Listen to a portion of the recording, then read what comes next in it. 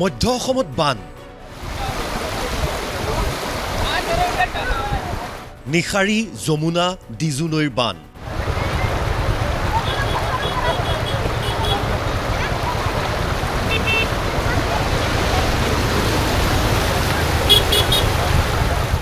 উজনি অসমৰ ভয়াবহ বানৰ লগতে মধ্য অসমতো বান আহিছে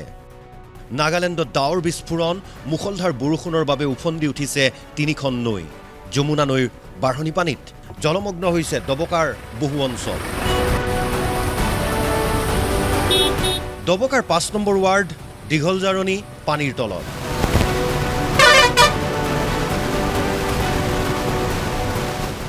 সৰু পথাৰ যমুনামুখ সংযোগী পথৰ ওপৰেৰে বাগৰিছে পানী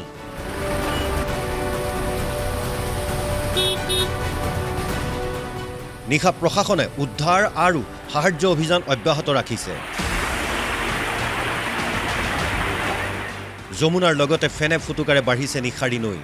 ইয়াৰ ফলত বানৰ আশংকা বাঢ়িছে নগাঁও জিলাৰ কঠিয়াতলী আৰু কামপুৰ অঞ্চলত নিশাৰীৰ পানীত ডুব গৈছে গৰুবন্ধাৰ কৃষিভূমি পানী সোমাইছে মানুহৰ ঘৰত পথৰ ওপৰেৰে বাগৰিছে পানী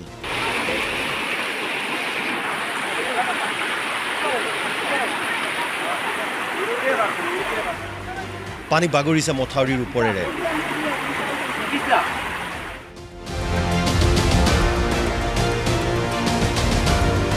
আজি ৩-৪ দিনৰ পৰা পানীটো বাঢ়ি আছে বাঢ়ি পেলাই মাথাউৰি বহুত জেগাত তল গ'ল গড়বাৰী খেতিপথাৰ এইবিলাক মানে অনিষ্ট হৈছে গৰু ছাগলী বহুত মানে খেতিপথাৰ অনিষ্ট হৈ আছে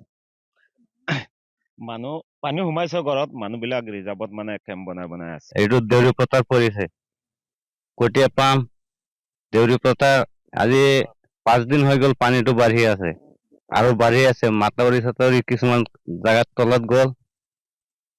গড়বাৰী বহুত পানী সোমাই গ'ল কিছুমান ঘৰত নিশাৰীত পানী অধিক বাঢ়িলে ভেলৌগুৰি কঠিয়াতলী নিজ কঠিয়াতলী ৰাঙলু তেতেলীপাৰাত বানে ভয়াবহ ৰূপ লোৱাৰ সম্ভাৱনা আছে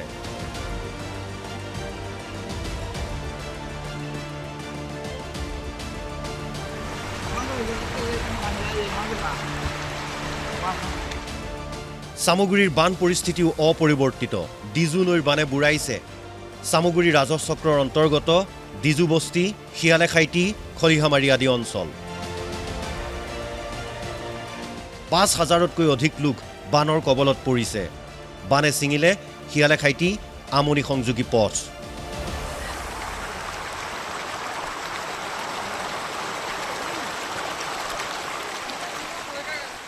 তিনিদিন এইটো পাহাৰৰ পৰা পানীটো পৰিলে আৰু তাত আৰু আগতো সেইপিনে ৰাস্তা আছিলে সেইপিনে ৰাস্তা নাই এইটো চব বন্ধ কৰি দিলে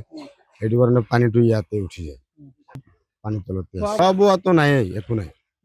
যেন তেন আৰু আলু চাটনি আৰু এইটো বনাই আৰু খাই আছে সেইখিনি কিছুমান ৰাস্তাত আছে কিছুমান ঘৰৰ চাঙত বনাই পেলাই এনেকুৱা আছে আৰু এতিয়া বেয়া কি কৰিম আৰু নদী কিনাৰে মাথাউৰি এটা হ'লে মানে আমাৰ সুবিধা হ'লে হয় ডিজু নৈৰ বানে হাহাকাৰ অৱস্থাৰ সৃষ্টি কৰিছে এতিয়া কেৱল পানী কমালৈ অপেক্ষা কৰিছে বানাক্ৰান্তই পানী বাঢ়ি সোমাই আছে পানী আমি 12টা বজাত যিমানটো পানী হৈছিল ইমানটো পানীৰ পৰা এতিয়া বহুত আৰু আগবাঢ়ি ব্যুৰো ৰিপৰ্ট অসম লাইভ 24